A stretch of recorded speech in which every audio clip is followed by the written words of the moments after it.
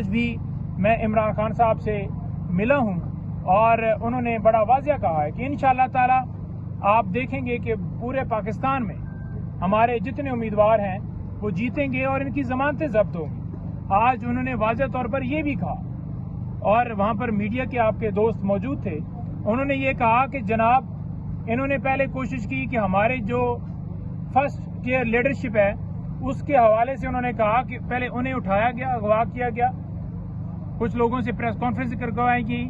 کچھ لوگوں سے پارٹی جوائن کوئی اور جماعت کروائی گئی، پٹکے ڈالے گئے، اور جو ہی وہ اغوا کر کے بیان دیتے ہیں ان کے اوپر مقدمات بھی ختم، وہ اشتہاری بھی ختم، میڈیا کے اوپر پابندی بھی ختم، اور سارا کچھ ختم ہونے کے بعد وہ دودھ کے دھلے ہو جاتے ہیں۔ تو بات یہ ہے کہ انہوں نے کہا کہ امجد نیازی، اس حوالے سے آپ لازمی جو ہے میڈیا کے دوستوں کے ساتھ بات کریں کہ آج وہ آئی سی یو میں ہے۔ وہ کیوں ہے؟ کیونکہ اس نے انکار نہیں کیا، وہ ڈٹا رہا، اس نے کہا ہے کہ میں کپتان کا ساتھ دوں گا، اور اس کا قصور اس ہونے کی وجہ سے آپ یہ دیکھ لیں کہ ملک کے اندر جو رول آف لا ہے اس کی یہ پوزیشن ہے کہ جو طاقتور ہے اس کو کوئی پوچھنے والا نہیں ہے۔ انہوں نے کہا کہ توشہ خانہ کے اوپر بھی بات کرو، اور خان صاحب کا واضح یہ بات جو میں آپ کے سامنے بیان کر رہا ہوں، انہوں نے کہا کہ توشہ خانہ کے اندر سے جو گفٹ لیے گئے، جو گاڑیاں لی ہی نہیں جا سکتی تھی، آج وہ کدھر ہیں، آج ان کے اوپر کیا ہوا ہے۔ انہوں نے یہ بھی کہا کہ آپ جا کر بتانا کہ القادر ٹرسٹ جو کیس بنایا گیا ہے اس کے اندر آپ یہ دیکھ لیں کہ نمل یونیورسٹی بنی تو یہ بھی الزام لگا دیں کہ وہ بھی زمین میں نے بینیفٹ لیا ہے، اور یہ بھی الزام لگا دیں کہ جو یونیورسٹی تھی وہ شوکت خانم ہسپتال تھا اس کی جو زمین ہے وہ بھی میرے اوپر ڈال دیں کہ یہ بھی اس میں اس نے بینیفٹ لیا ہے۔ تو جو ٹرسٹی ہوتا ہے اس کا یہ کام نہیں ہوتا کہ وہ بینیفٹ لے رہا ہے، یا اس کا جو رول ہوتا ہے کہ وہ فائنینشیل کوئی اس کو جو فائدہ ہو رہا ہے، لیکن یہ صرف اور صرف کیسز اس لیے بنائے گئے کہ مجھے جو ہے اندر جو ہے وہ رکھا جائے۔ اچھا، بڑا انہوں نے واضح طور پر کہا کہ اگست 2022 میں مجھے یہ کہا گیا کہ آپ جو ہے ڈیل کر لیں، اور اگر آپ ڈیل کرتے ہیں، آپ اپنے موقف سے پیچھے ہٹتے ہیں تو آپ کو 2/3 دے دی جائے گی، اور اگر آپ نہیں ہٹیں گے تو سیکرٹ ایکٹ کے تحت آپ کے اوپر مقدمہ جو ہے وہ چلایا جائے گا۔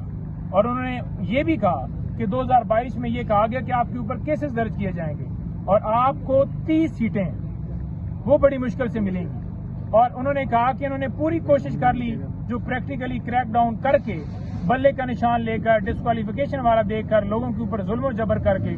لیکن عوام جو ہے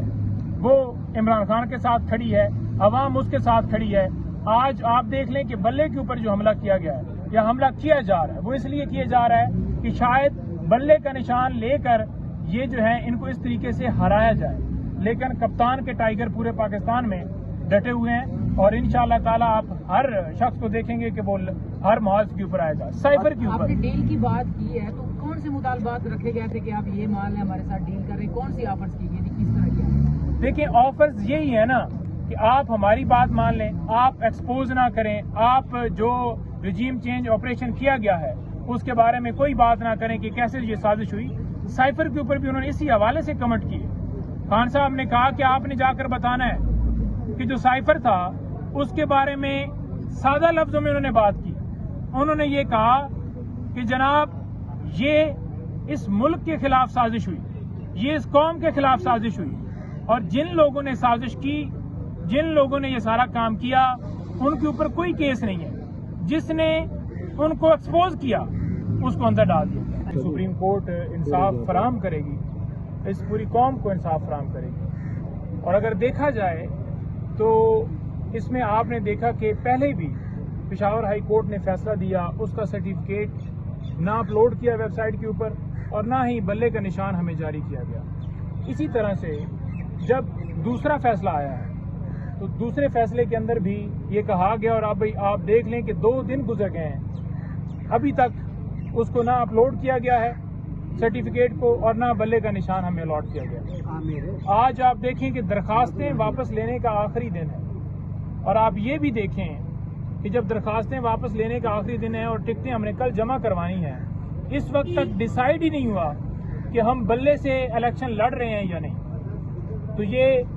ایک الیکشن کے اندر ایک سوچی سمجھی ایک سازش ہے،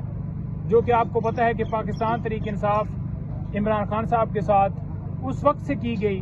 جب رجیم چینج آپریشن کے ذریعے خان صاحب کی حکومت ہٹائی گئی. حکومت ہٹانے کے بعد جو ملک کی اکانومی کا انہوں نے ستیہ ناش کیا، اور اس کے بعد